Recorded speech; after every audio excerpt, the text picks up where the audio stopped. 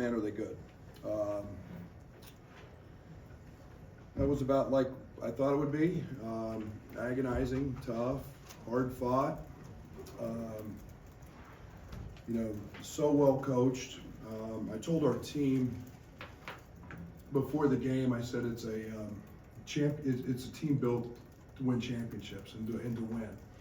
And there's some teams you play that they just lay down when things get hard. Their expectations not,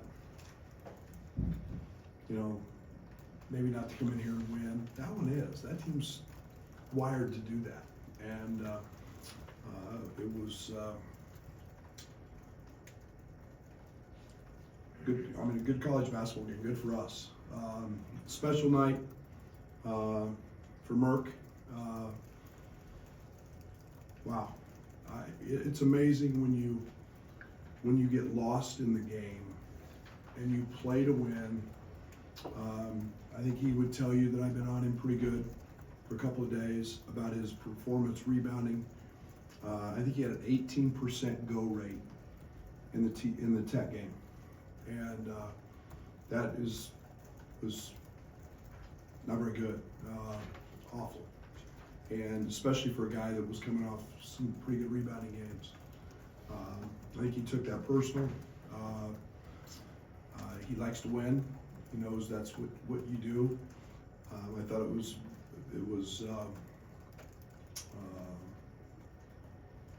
just dominant. Other than a couple silly turnovers he had, I thought it was just a dominant performance. I thought Keaton was spectacular as well, especially early, kept us afloat. And those two guys were. Z's been fighting a little knee swelling, and we knew it was going to be hit or miss with him tonight. And then I thought Jake and Ben came in off the bench and really made some nice hustle plays, did some things to get us going. But I told the team afterwards, winning's got a lot of different looks, and it's everything we try to do in this program is to win when the ball doesn't go in, and we were 40% almost all night. Give them credit, but we did two things. Especially on that end, there were actually three. We rebounded, we got to the foul line, and then we guarded without fouling and giving them easy ones. So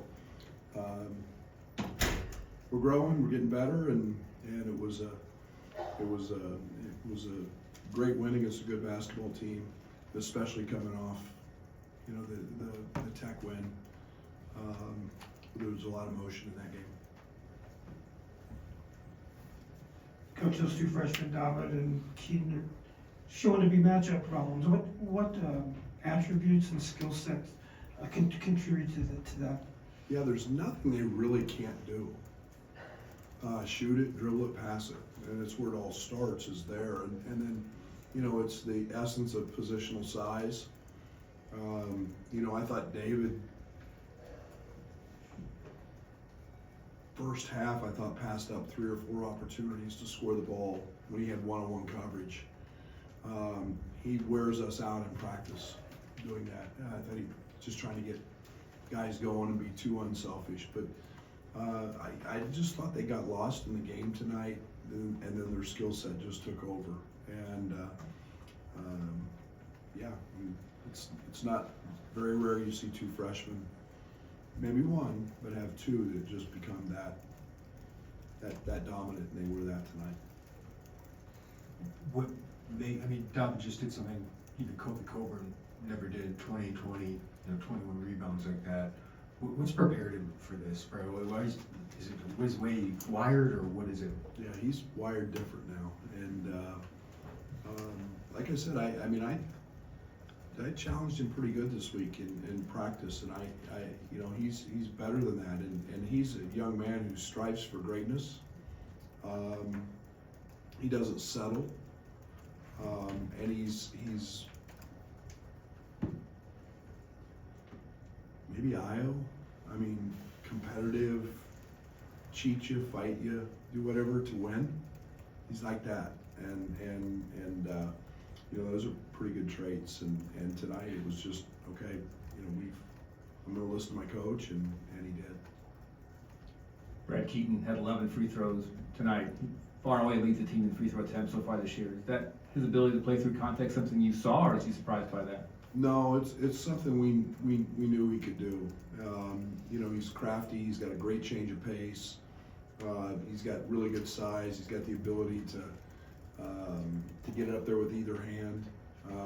I actually sent some clips in from the Tech game on him because I thought he there's one play he got tripped, another one he got his arm just knocked off on a 3-point shot. I thought there were 3 or 4 that he didn't get called. You know, when you stick your nose in there, a lot of good things happen, and he's fearless and he's got great patience in the paint, and then really, you know, both he and Mark have great footwork. Keaton doesn't look like he gets particularly sped up very often, and for a freshman, why is that? What is it about him that doesn't allow him to do that? If I figure that out, I'm going to write the book or the 2 pages or whatever it takes that defines that. It's a blessing. It's God-given. I think it's genetics. I think it's you know, an upbringing. I think it's really good coaching. You know, as a former player back in the day, I know it's uncomfortable sometimes when you see this, and he's becoming a target for people, and he just doesn't get sped up, and it's a real gift. Rare. Very rare. I mean, there's not many that do that and can do that. It usually takes a while, and he's learning a new system, a new team. He's, you know, and he's just handling it with great poise. Coach, they rolled out some zone defense. I know you expected that going into the game, and I know you didn't have a great night shooting, but how do you think you handled that just from an execution standpoint? Really good. We got every shot we probably wanted, and then most importantly, I thought we did what you had to do against any zone, and that's rebounded when you do miss it. But we had a couple possessions in the first half where we were slow recognizing it, so we played into a shorter clock and maybe didn't get great looks. But for the most part, you know, our numbers last 2 years have been off the chart through zone, and I thought that we got pretty good shots tonight. Coach, just one for me over here. Obviously, it's just finished up a really big week. You have Alabama at the United Center coming up in a couple of days. Just what challenges do they present overall, and what can you kind of review about them briefly? Well, I watched a little bit of their game last night, and you know, it's always concerning when you see somebody make 16 of 18 threes, or I don't know, they took 44 of them. Purdue did a fantastic job of not letting them get that back. I think they got 17% of their misses back, which if you don't let them go chase their misses. But I know this. I haven't dove deep into it at all. I just watched the game. I know that backcourt is really, really good, and maybe it's one of the best in the country. And we'll have to be very dialed in. But we'll start working on that one later tonight. Sure. Brad, I'm going to pepper you here for a second. Z, just how's he feeling, and what's kind of his status right now? Yeah, I don't even know. He had a surgery back in, I don't know, maybe he was 16 or 17 years old. Every now and then it was a cartilage deal, and just kind of got a little swollen yesterday and was really sore. So we were able to manage that anyway, and you know, we was set to get sore. So yeah. Did you plan on playing Mahalo tonight, or was he available? No, I need him to get through practice. I think it's just all the process of you got to see him do it. You know, he's doing some really good things in practice. That getting him a couple times or just suiting up and going through the pregame warm-up stuff is fine. And then it's the 5-on-5. You know, that it gets aggravated. It's always the day after, or even if he's set a little bit, that it gets tight. So we're trying to watch that and be careful with it. I'm not going to try to rush him back. He was really good in practice yesterday when he was in. Brandon was the same way. Brandon's got a pretty good ankle. You know, it's pretty black and blue still. He's very tough. He's gotten it up. And I just thought that, you know, probably could have played him tonight. But, you know, a few extra days sure won't hurt him either of rest and recovery. And try to get a little closer to 100%, you know, with that. And then, you know, Tommy's moving around now, so that's a good thing. Joey. I assume that's where you were going. That with was my all this. next one, yes, we appreciate you. Brad, you guys scored 84 and shot 37%. I mean, what does that tell you about what this offense can Well, ultimately be? yeah, you can't worry about percentages all the time. I think that there's a lot of ways to score it, and free throw line, offensive rebounding, all those things allow you to go do that. Yeah, we like I said, you've heard me say it many times. That's what we're trying to prepare for here, is when it's not very pretty, and how do we still come out? I thought defensively we did some really good things tonight. Made things a little difficult on some of their key guys, but you know, takes on a lot of different. You wear a lot of different hats when you win, and I thought tonight was one that we hadn't worn yet, so it was nice to do it. Scott. I mean, what was David's maybe reaction this week in practice to challenging him after Texas Tech won? He just gets angry at me and screams and cusses and Serbian, and then I scream at him some more, and he just competitor. He's just a really good competitor, and it's all in a really good way. And you know, he was very dialed in. He was very aggressive on the glass in practice, and he was.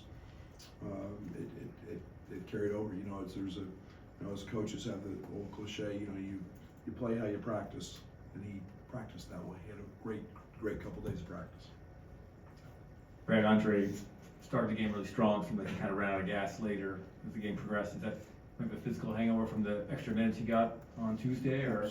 Absolutely. And I don't even know what minutes I played in. 28, 27 and a half, and that's a minute and a half more than I played him. But I tried to leave him in a longer stretch. And that was my plan going in, was to get him in a couple pretty good stretches. So, you know, it's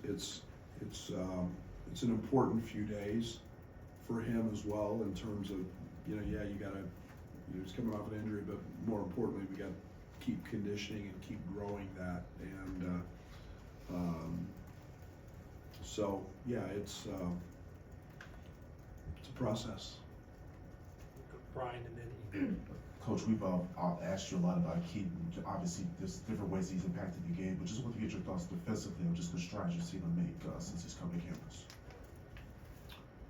Well, if you would have seen him in the Florida scrimmage, he was a human pinball. All he did was run into screen, one right after the other, and you're trying to go through Condon and those guys, and you're not going to do that. He's gotten much better on the ball. He's very alert. He's got great length, so he's active. I think he's still got a long way to go off the ball in terms of just being in gaps and using that length to produce steals, get his hands on things, figuring out scouting reports. He's continuing to grow there, but the will to compete and really be a good defender, and at that size, you know, he doesn't get beat very often, and you know, again, he competes at a really, really high level. He doesn't want to take any possession off. He doesn't want to lose a sprint. He doesn't want to do any of that stuff in practice. So he's just that wired like that competitively. How did you think Colgate's pressure on the perimeter defensively challenged some of your offense's abilities to just drive the basket and make plays within the paint? Yeah, they were in the gaps. Once we started moving, you know, I thought we just over dribbled. I thought once we got the ball moving in the second half, we did a much better job getting the ball on the side and playing what we call a little side ball and creating some advantages. But we just stood and we didn't cut. We were really flat. Give them credit. But you know, we went from a team who never rotated and you survived in isolations to a team now who's in the gaps and raking it at every possibility. We didn't make those adjustments great.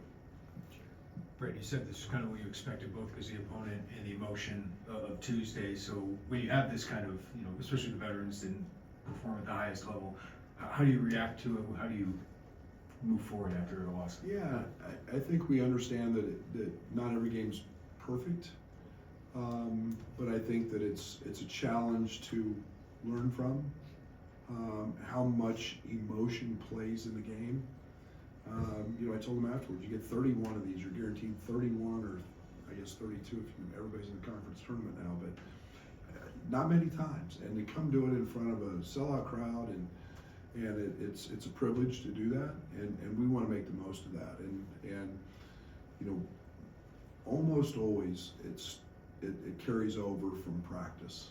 And you know, it's the way you practice, it's the mental focus you have, it's, you know, not reading all your guys' stuff and the fans and everything else that, you know, I call it drinking the poison, and you can't. You've got to stay what's vital and what's important, and that's winning and losing, and you have to learn from it. But the game's pretty mental, and it's very much based on emotion. We knew we were going to get a team that's, yeah, they're good, and they were going to play very hard in front of a big crowd and try to show the world what they can do. Right, going back to Keaton real quick, early in the game he had spins when they were attacking him when he turned his back. Didn't see that in the second half. Was that you guys, or is that just him making adjustments? That's him. That's not us. I'm a big fan of it because he usually draws a lot of fouls when he does it. But other than the one he got tripped in the Texas Tech game and didn't call the foul, but he's just got a really creative mind in there, and it's, again, that's just slow. He knows when to do it. He knows when not to.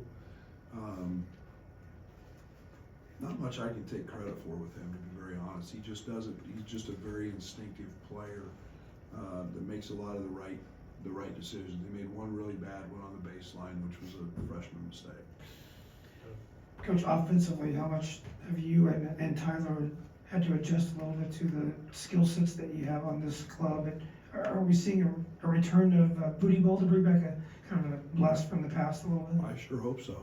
That was really good for us. We led the country most of the year that year until Donovan Clingan got a hold of us. But it was, I think this team has a lot of skill set. I think we do some things in isolations much better than any team we've ever had.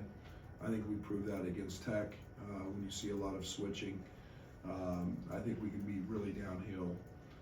And I think that we've got multiple guys that can really post it. So at different positions. So yeah, we're always tinkering, and you know, we'll have to keep working at that. And you know, like I said, you don't Merck, and we haven't had Tommy yet, and you know, that combination together, what that looks like. So it's just